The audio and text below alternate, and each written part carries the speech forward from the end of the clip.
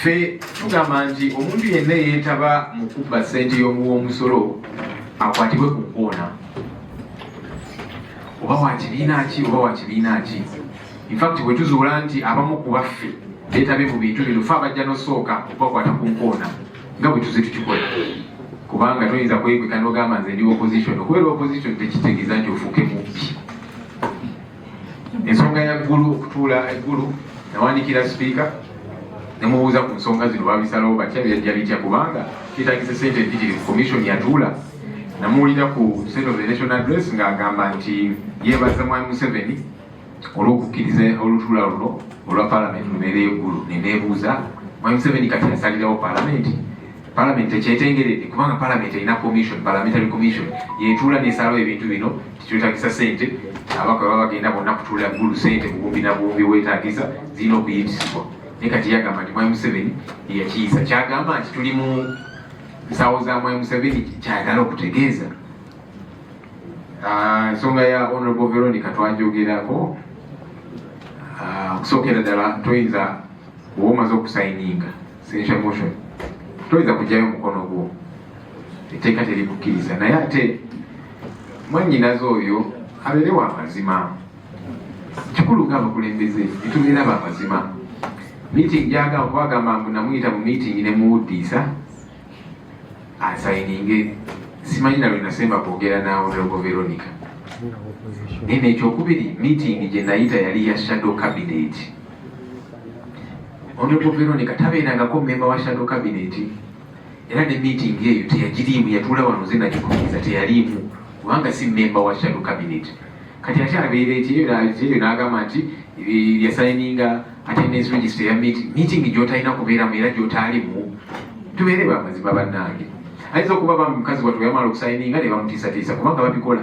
Abantu abasinga abasayininga babasindikira bu messages ne bakubira amasimu kaakati gwe togenda kuddamu kufuna trip wabweru wa ggwanga, togenda funa kino, tojja kufuna mukisa gwogera mu Parliament n'ebirala. So n'ayinza okuba bamutiisatiisa n'agamba nkibuukamu ntya, naye ate engeri gyagezaako nkibuukamu yeeyongera kumwonoona.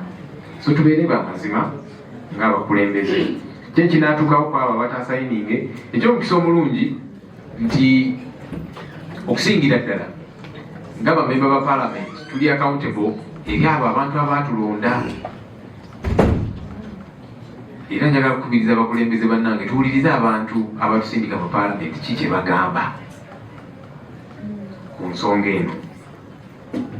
Masaka mukolo gwa nawulidde ku mitimbagano eyo nti balese wano kaadi zisinaziraba ne bwe zinaabeerawo nga bwe tuze tugamba nti Honorable Mathias Mpuuga NEC eyatuula nemusindika mu commission, ye NEC yemu yatuula nemugjayo mu commission. Era tugamba nti bw'osalawo okusigalayo munange oliyo ku lulwo si ku lwaffe. Kati ate tetuyinza kwetaba mu mukolo gwagamba nti yeebaza omutonzi olw'ekifo ekyo n'obukadde ebitaano n'ebirala.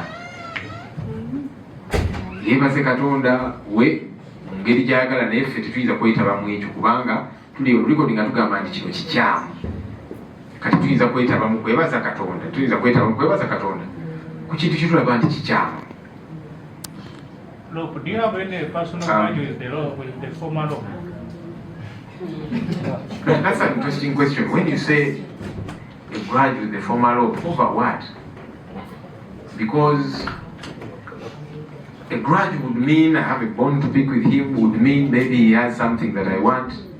I don't want to occupy the position he's in as commissioner. So I'm not fighting for anything that he has, with all due respect. So where would the grudge be from? Okay? And that's what some people are using to say there is a grudge. There is no grudge. It is a question of an illegality that happened. Because let me ask, so all the people who have signed the essential motion, including NRM MPs, do they also have a grudge with him? Maybe you need to ask them. It's a question of an illegality that happened.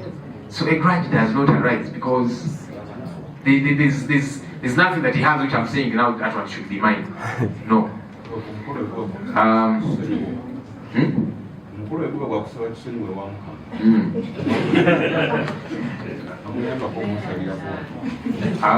Oh, tunafuna kadi ezigamba nti omukolo gukyuseemuko gwakwetonda gwa penitensia obulyawo tuyinza okugenda kubanga ffenna tuli bantu. Omwana w'omuntu asobya, era bw'osobya kirungi ne weetereza kitwagamba munnaffe oyo nti yesu ensobi bagikola naye weetereze, vaayo mu komishoni otereze ensonga zino lwakubanga yagamba okikola. Naye thiimu y'omukolo bw'ekyuka nti kakati yakwenenya naki tujja musanyukirako eri omutonzi kubanga ffenna kye tulina okukola kubanga ffenna tuli baana b'abantu. Bw'osobya kikulu ne weenenya, awo tujja kgenda naffe tumwegatteko nga tugamba omutonzi nti tunsinze munsingire ddala. Sibire bannaye.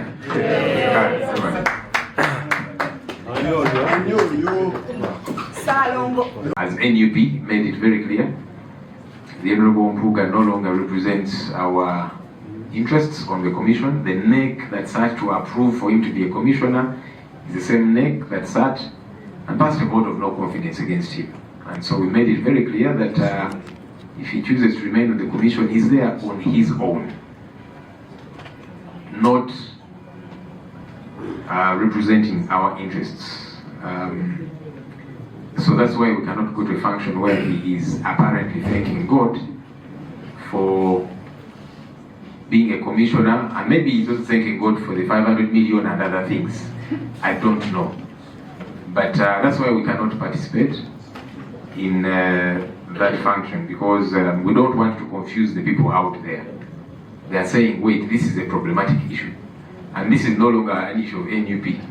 Members of Parliament are signing essential motion, many of whom actually belong to the NRM. So it's a question of impropriety, of corruption, of an irregularity that happened. And so we don't want to mix ourselves with such irregularities.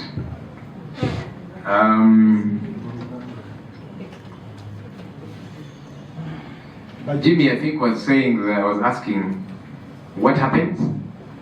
No, I was asking whether I have authority to command members. Is that so? No.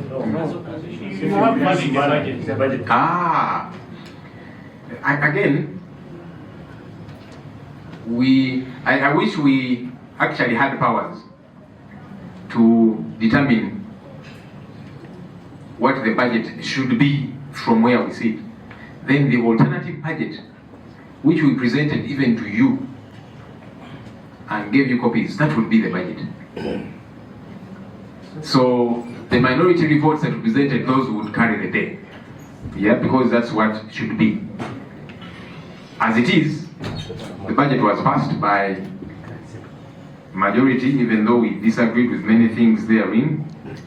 It gets to be the budget of the country, but we are opposed to many things therein, as we are opposed to many other issues that keep coming up. The other day money was passed, 578 billion for a one Magola, for a factory. We said, no, this is wrong.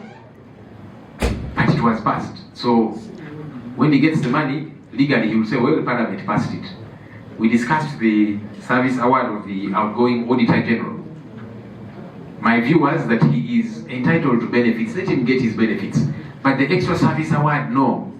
But majority of the members passed it, 500 million as extra service award. And that's the point we have been making, by the way, even regarding our colleagues. Because for the Auditor General, even though many of us disagreed with it, but at least we debated it, and majority passed it. So when he gets that money tomorrow, it will not be an illegality. It might be problematic. That's why we opposed it, but at least it was debated and passed. These other colleagues of ours, they just sat quietly, clandestinely in a meeting, passed money, gave it to themselves, and so on. So that's what it is. Opposition,